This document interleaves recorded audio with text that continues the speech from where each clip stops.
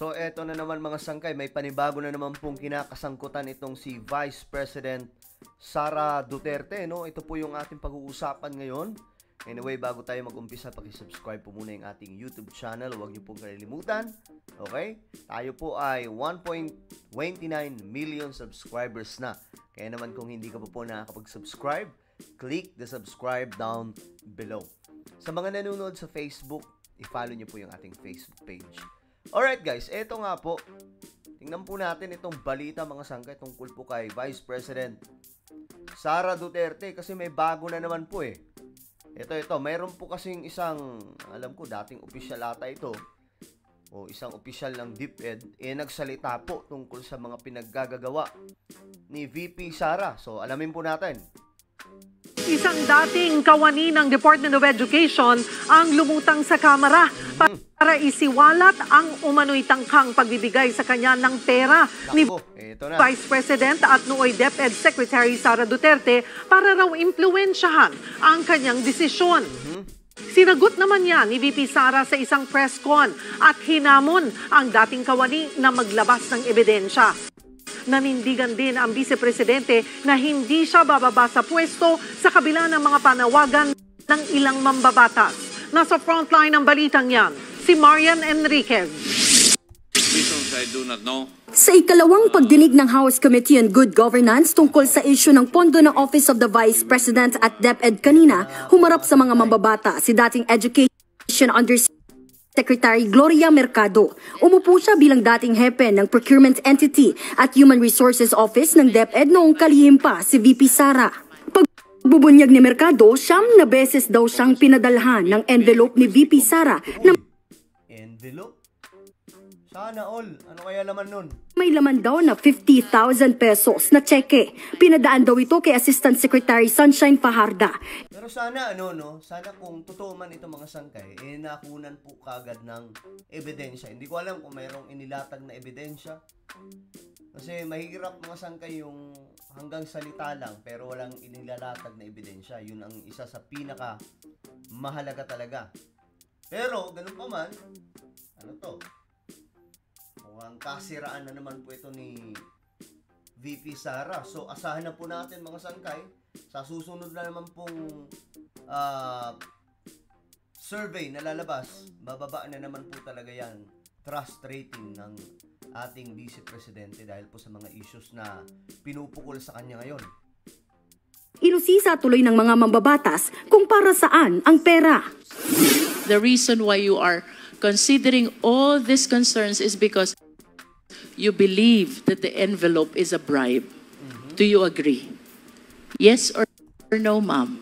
It's kind of harsh word to use, bribe, because if or should I say, it is a means to influence your decision being the hope. It could be. Bukod sa isyu ng envelope, inakusahan din ni Mercado ang DepEd na nagka-hocus-pocus sa mga bidding noong panahon ni VP Sara. October 2023 daw nang mapilitan siyang mag-resign matapos questionin ang pumalyang bidding sa computerization program ng DepEd. Kinausap daw siya noon ni dating DepEd Assistant Secretary Ron Monsayak na hayaan na lang mag-usap-usap ang mga bidder. Pero pinabulaan na ni Monsayak ang aligasyon ni Mercado. Ba't naman ho ako mag-uutos ng illegal sa isang USEC na Head of Procuring Entity na may mga kasamang tao na hindi ko man lang kilala? Hindi ulit dumalo sa Kamara si VP Sara. Pero sa isang press con kanina, iginiit niyang puro kasinungalingan ang sinabi ni Mercado. Paniwala ng Vice Presidente, gusto lang daw gumanti ni Mercado matapos sibakin sa DepEd.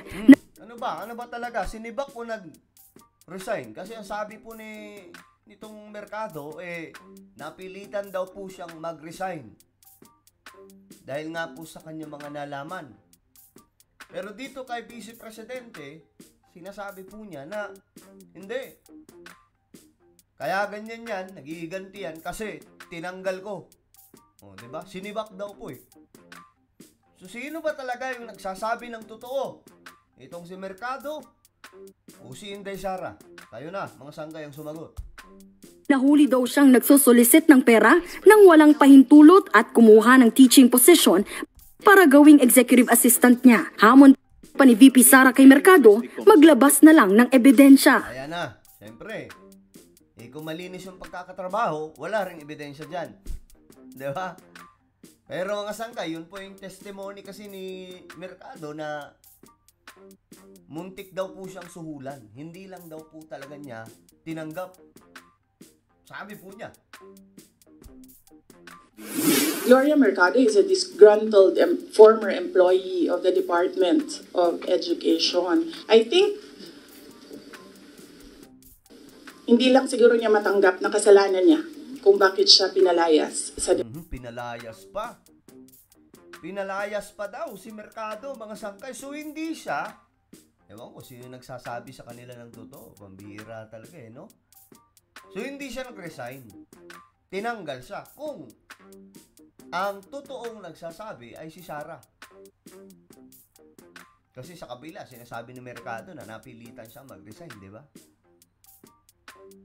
Dahil sa mga nalaman niya, mga sangkay, na mga katiwalian daw po ni Vice President Sara Duterte, di umano doon po sa DepEd. Department of Education. Pero hindi din talaga namin matanggap na magsusulisit ka sa isang private company. Ito naman ang pinupukol, nanunulisit daw po itong si Mercado. On paper, 16 million. And then, kukuha ka ng teacher item sa field, gagawin mong EA sa central office. Hindi pwede yun. Ipinaliwanag din ni VP Sara kung bakit hindi na siya nagpakita sa House Committee on Good Government. Una, wala raw kasing sapat na basehan ng gumugulong na pagdinig. Wala rin daw sa batas na obligado siyang humarap sa anumang pagdinig ng komite. At Talagang nakikipagbardagulan dito si VP Sara no? wala rin daw sa kapangyarihan dapat ng Kongreso na mag-usig gaya ng ginagawa sa kanya sa komite. Lalo't nakabinbin na ang ibang kaso sa Korte Suprema at hindi na dapat tinatalakay sa Kamara. Dahil in aid of legislation lang ito at hindi naman ito prosecution or investigation. Ibig sabihin, pwede humindi ang tao, di ba? Kasi, ayoko sumali sa pag-craft ng legislation nyo. Bakit nyo ko pipilitin? Maghanap kayo ng ibang resource person. Ayan na. Walang magagawa dito mga congressman, mga sangkay. Wala nakikipagmatigasan ng Vice Presidente. Ayon naman kay Committee Chairman Joel Chu. Pero nakakapagtaka lang, no? Bakit iwas na iwas si VP Sara? Takot na takot ba siya na may mabisto sa kanya? Kasi kung nirarason niya, baka yun yung magtulay sa impeachment. Well, dapat hindi siya matakot kung wala naman siyang ginagawang masama. Diba? Kaya nga lang, mga sangkay, ngayon, iwas na iwas po siya. Posibleng makasuhan ng plunder o pandarambong si VP Sara dahil sa kinikwestiyon na confidential funds ng OVP. These amounts easily surpass the threshold for the crime of plunder under our laws. Tila ipinagkibit balikat naman ito ng bise. Kumbinsido raw kasi siya na pakulo lang ng Kamara ang investigasyon para ipa-impeach siya. Talagang takot na takot ang Vice Presidente sa impeachment complaint na yan. Gusto nila mag-impeachment, diba? So apparently, pakiramdam ko at sa tingin ko sa mga nangyayari, wala silang kaso for impeachment. Kaya sila nandyan. Kaya sila sige hanap ng kung anong gagamitin nila. Ayon pa sa bisig, Okay. Ayon yan kay VP Sara na naghahanap lang ang mga kongresista ng butas para ma-impeach si VP Sara. Ayon po sa kanya. Pero ano sa tingin niyo? dalawang patibong ang nilatag ng mga taga-Kamara para patalsikin siya. May patibong daw, mga sangkay. May patibong daw. Ang track ni Franz Castro, ni Trillanes, is impeachment. Gumawa sila ng isa pang track na resignation. Parang papalabas nila, impeach ka namin for wrongdoing, whatever. And then, itong isang grupo na ito, umalis ka dyan. Kasi kapag hindi ka umalis, kapituko ka. Sa huling nanindigan si VP Sara na hindi siya magpapakita sa anumang pagdinig sa Kamara. Wala sila magagawa dyan, mga sangkay. Ayaw talaga Ayaw po kasi feeling niya ginugulangan siya for impeachment. Hindi rin daw siya aalis sa pwesto. Kailangan ko sumagot sa 32 million na bumoto sa akin, hindi sa isa or dalawa na tao. Kaya hindi ako aalis dito dahil nilagay ako ng mga tao dito. Magkasabay na nangyari ang pagdinig ng komite at presko ni VP Sara kanina. Kaya nang malaman naman ang aligasyon ng bise, nagdesisyon si Mercado na ipakita mismo ang envelope na pinadala umano ni VP Sara. Ayun na nga po. May dala palang ebidensya. Ebidensya ba yan, mga sangkay? Ano? Hinamon kasi ni VP Sara na maglabas ng ebidensya. So ayan, mga sangkay. Naku po. Delikado ito. The envelopes where the money was. Comsec, So it's 9 envelopes. kuha po yung Ayan na. So envelope. it says hope and the amount is there. Kasi ang sakit naman nun, ordinaryo lang akong trabahante. Tapos inano ka ng vice president, di ba? Naku. It's very painful. Itinanggi rin ni Mercado na nanguna siya sa pagsolicit. Tanging equipment lang daw ang na-turn over sa DepEd at hindi cash. Inaasahang magpapatuloy pa rin ang pagdinig ng Good Government Committee tungkol sa budget utilization ng DepEd at OVP kahit pa nakabreak ang sesyon ng Kongreso.